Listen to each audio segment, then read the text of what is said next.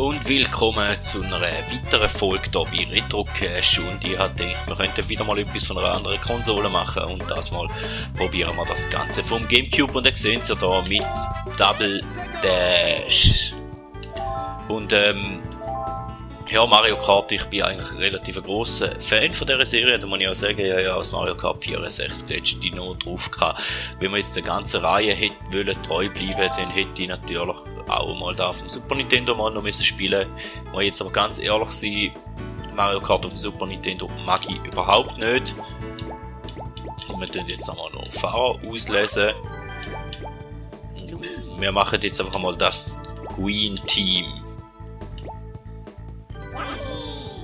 Und wir wollen das Ganze natürlich einmal auf 100 Kubik anfangen. Eigentlich hätte ich es auch auf 150 machen, aber ich glaube, meine Skills sind bei dem Mario Kart schon ziemlich eingerostet. Und 50 Kubik ist meistens eh nicht so eine Sache, darum probieren wir es eben gar nicht erst. Aber wir machen jetzt das Ganze mal auf 100 Kubik und wenn der ein oder andere vielleicht das Gefühl hat, jetzt sind vielleicht einmal noch gern auf 150, dann machen wir vielleicht dort auch noch die ein oder andere Folge. Aber wir starten jetzt hier mal mit Luigis Piste und ich muss zuerst wieder reinkommen, ich habe schon ewig nicht mehr gespielt, wie gesagt, darum spiele ich es auch auf 100 Kubik und nicht auf 150. Ich weiss auch nicht mehr, welche Knöpfe das für wahr sind und wie das Ganze reagiert, also das war zum Driften gewesen, glaube ich, ja. Das andere hat man abschiessen, gut, schon mal in die Banane reingefahren. Eigentlich habe ich ziemlich Bock auf das Projekt, auch wenn, wie gesagt, ich habe schon ewig nicht mehr gespielt und man sieht es da auch, ich fahre da gerade nur Bullshit zusammen. Die Items am Arsch behalten, da können oder nicht, da wisst jetzt beim Double Dash nicht einmal mehr. Nein, ich glaube nicht. Das ist glaube ich auch etwas, was ich im Double Dash nicht so mega habe. Im 64 oder auch in der nächsten auf der Wii U und auch da auf der Switch, ich glaube da kann man die Items behalten und am Arsch eben, um sich zu schützen natürlich vor Angriff, gerade so von einer Wet Shield oder so. Für selber ist das natürlich super gewesen. Und ich glaube Double Dash hat man da genau nicht kennen, dafür hat man natürlich da hat man den Fahrer können wechseln mit Restadt Z oder so.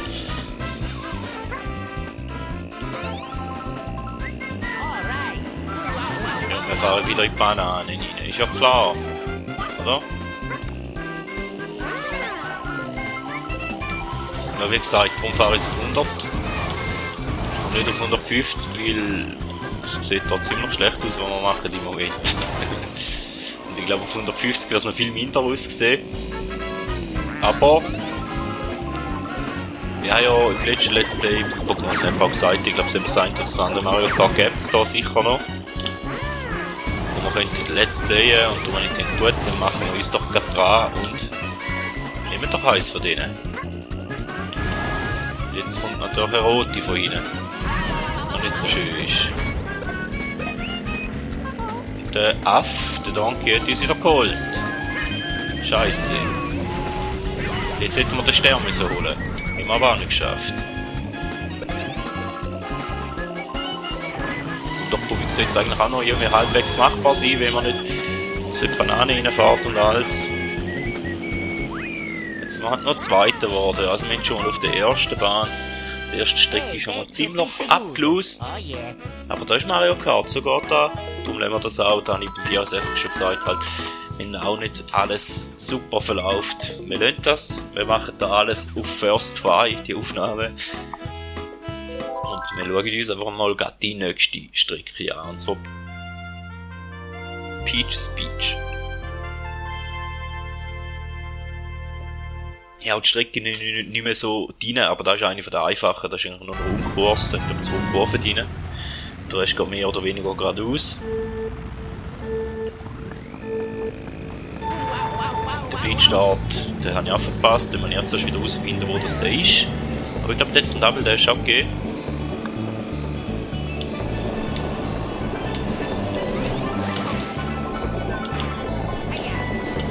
Oh, Igeli Bombe ist immer gut.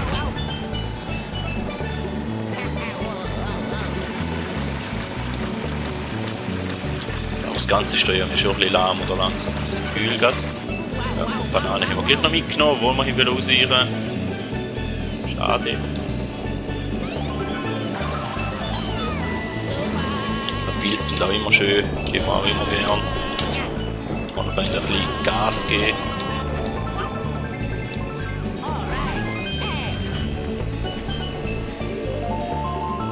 Der Donkey ist wieder zuvorderst, das ist nicht so gut für uns, weil der ist das letzte Mal schon Erster geworden. Da würde heißen, er würde seine Führung ausbauen, punktemäßig. Da will man natürlich nicht. Und da ist schon die zweite Runde, nachher wird es die letzte Runde.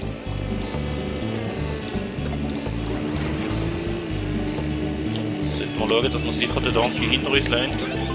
Dass man vielleicht noch ein bisschen entschädigen, dass er noch weiter hindern kann.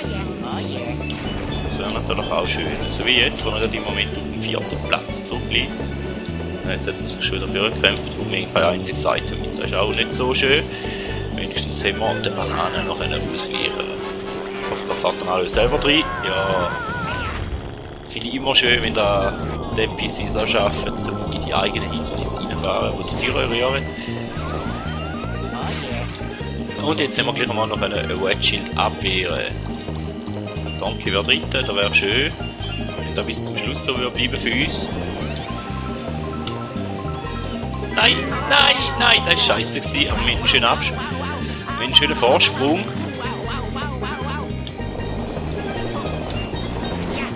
Das hat auch eher eine einfachere Strecke. Eine Banane, da ist noch eine Banane, die will man nicht. Hoffentlich fährt der Donkey noch rein, aber wahrscheinlich noch nicht.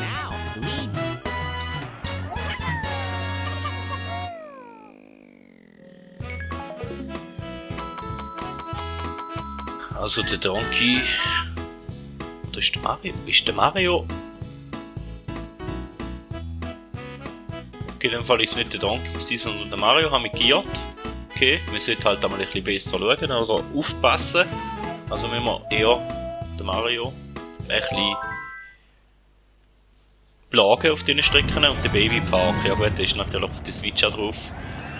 Aber ist jetzt ehrlich gesagt nicht wirklich eine von meinen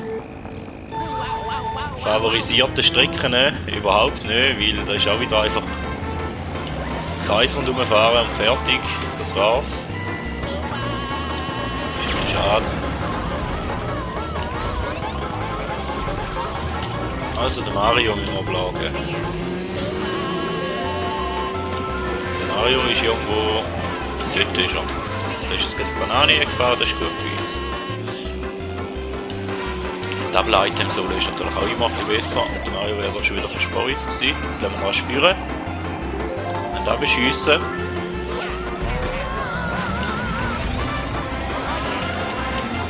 Ist natürlich ein bisschen asozial, wenn man so spielt, aber die Taktiken, die sind durchaus erlaubt.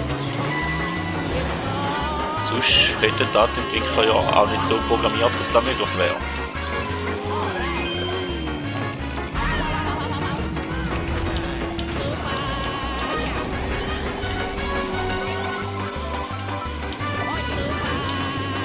Wie viele Runden? 7 Runden sind es. In der 5. sind wir jetzt. Jetzt haben wir es gesehen, wo das Ganze eingeblendet ist. Ich habe gefragt. Wenn es so bleiben, wie es im Moment ist. Ja, jetzt ist er gerade Führer auf den 3. Platz. Szenario. Das ist nicht so gut für uns. Dann würde er für das letzte Rennen natürlich gut aussehen und können wir uns dort nochmal einen Verhänger leisten, so wie im ersten Rennen. Jetzt sind wir runtergeschossen worden vom Waluigi.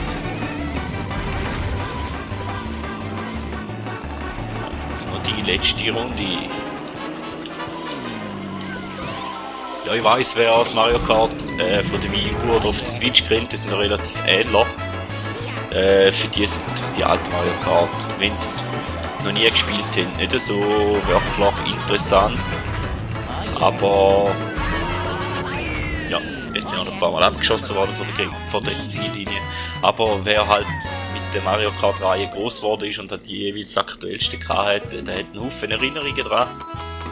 Und finde es vor allem auch aus einem nostalgischen Grund drum cool und will halt einem die ein oder andere Erinnerungen wieder führen können von früher. das ist eigentlich auch der Grund, wieso dass ich vor allem die alten Spiele immer mal wieder gerne spiele oder reinlege. Gut. Und die staubtrockene Wüste, die kriegt man auch. Die ist auch auf der...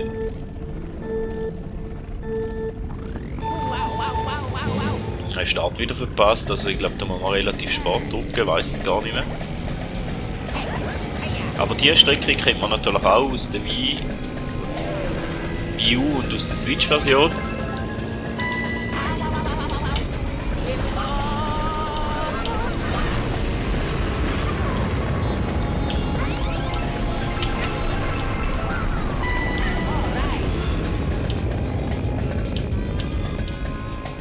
Hat natürlich grafisch da noch nicht ganz so gut ausgesehen, wie es jetzt mittlerweile aussieht. Oder wie es jetzt halt auf der Switch oder auf der Wii U aussehen, aber es ist ja hier schon eine coole Strecke gewesen.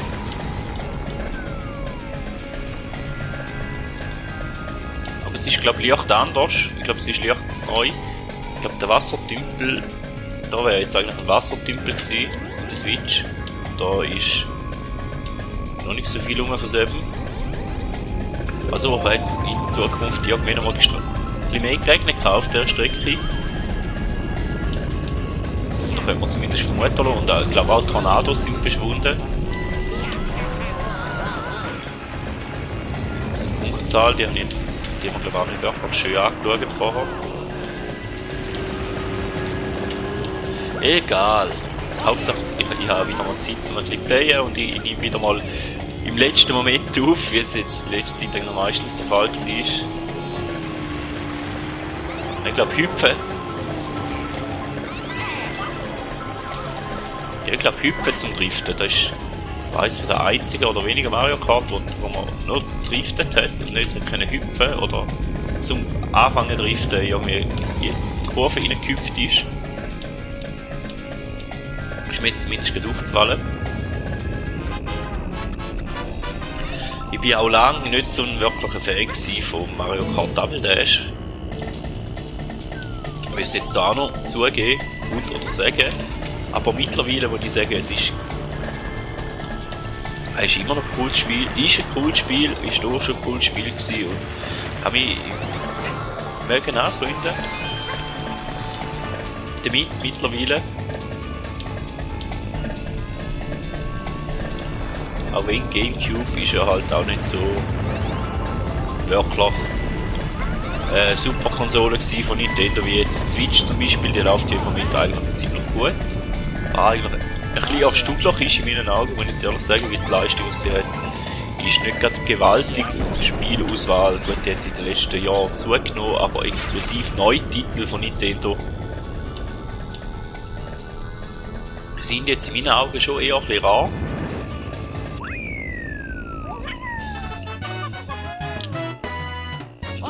Gamecube hat es doch ein paar Spiele mehr gegeben, glaube ich.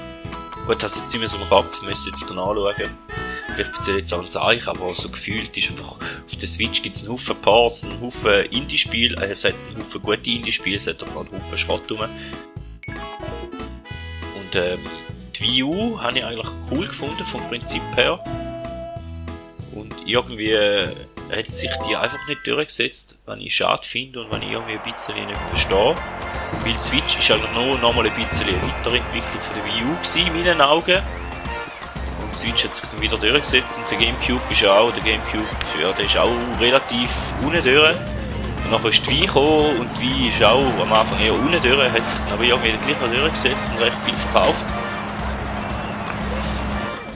Und die Switch ist eigentlich jetzt schon von Anfang an, ja gut, von Anfang an hat auch etwa ein Jahr Einwärmungszeit gebraucht, aber die ist auch ziemlich, also ist eher ziemlich früh zum Erfolg gekommen. Und, ja, ich sage jetzt, theoretisch könnte man da über die Geschichte oder über so Gedanken natürlich auch noch ein Video machen, aber da lassen wir jetzt einmal beiseite. Wir haben jetzt den Pilzgap mal abgeschlossen im 100-Kubik-Modus. Und da wäre es dann natürlich auch schon wieder gewesen. Ich habe jetzt da abrupt zwischen denen Schmitz drin abbrechen gewollt. Vielen Dank sind ihr dabei gewesen und man hört sich.